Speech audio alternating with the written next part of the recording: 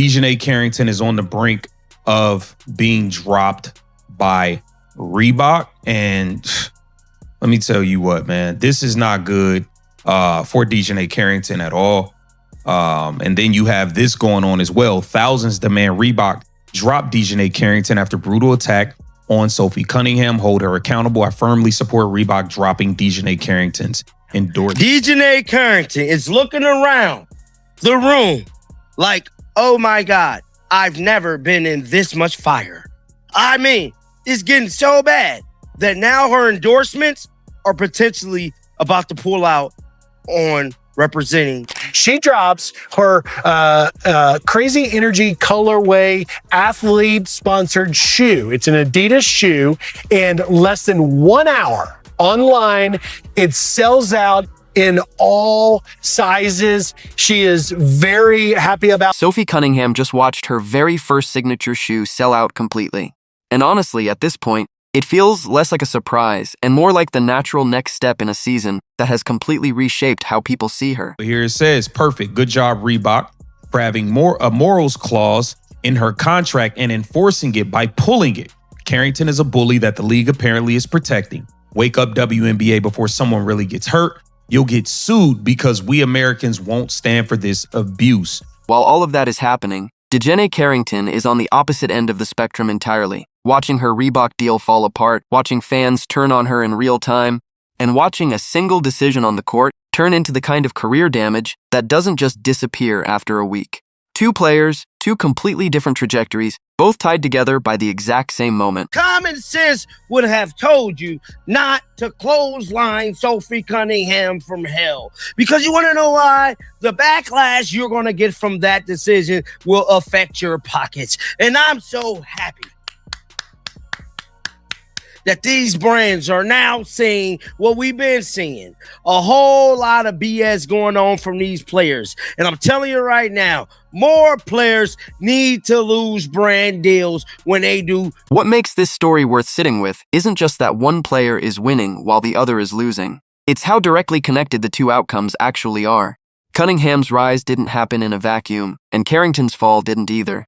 They're stacked right on top of each other, tied to the exact same play, the exact same week, music, and the exact same news cycle. Sophie Cunningham is the new superstar because of something she said about boys not playing in girls' sports. In fact, what she said was boys should not play in girls' sports. And you can imagine what happened next. There was massive uproar from people who think that boys should be able to play in girls' sports. So Sophie Cunningham was asked about that, and she said, I said what I said. And when she said, I said what I said, guess what? There was even more of an uproar. Psych. People are all like, you go, girl. By the way, this is what she does when she thinks a three, which she does a lot, apparently. But that's not all. You know what else people did other than saying, you go, girl? They went out and bought her shoes.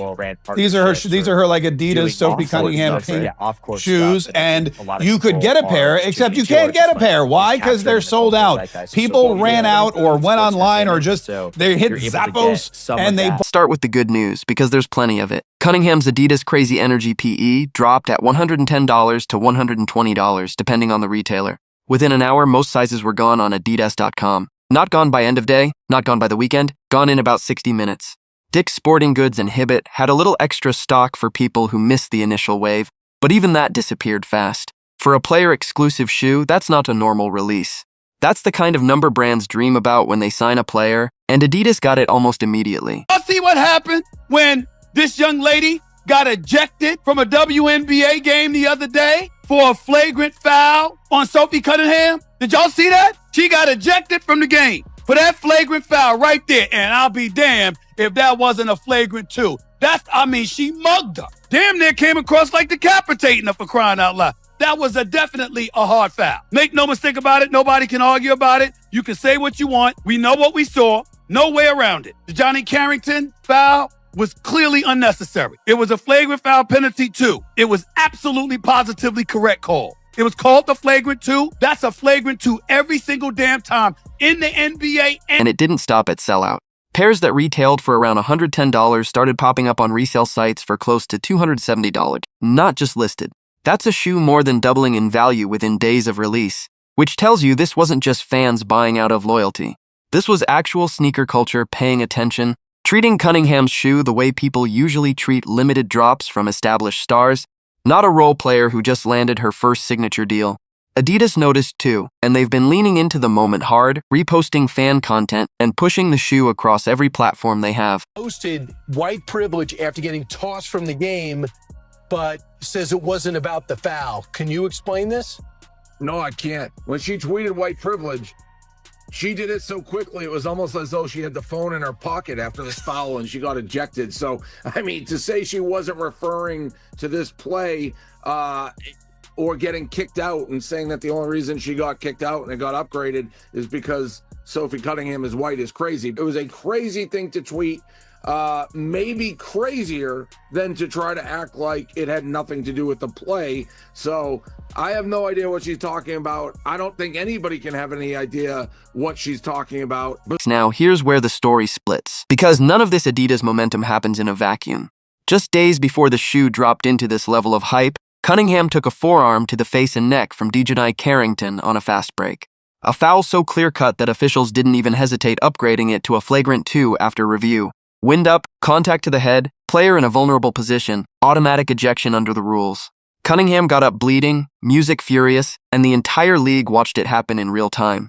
That single play is the reason this entire situation exists the way it does right now. Paying attention to what DiJonai Carrington did to Sophie Cunningham, it was not a race-based decision. And to call that a white privilege-based foul is to completely undermine the term of white privilege and to also completely ignore the rules in basketball.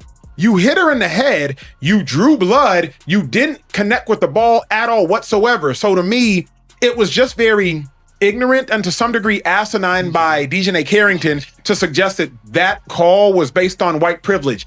Have we seen examples of white players make that same foul and get away with it? Yes. Have we seen examples of black players make that same foul and get away with it? Yes. There was no white privilege involved in that specific call. DiJonai, you hit her in the head and you drew blood.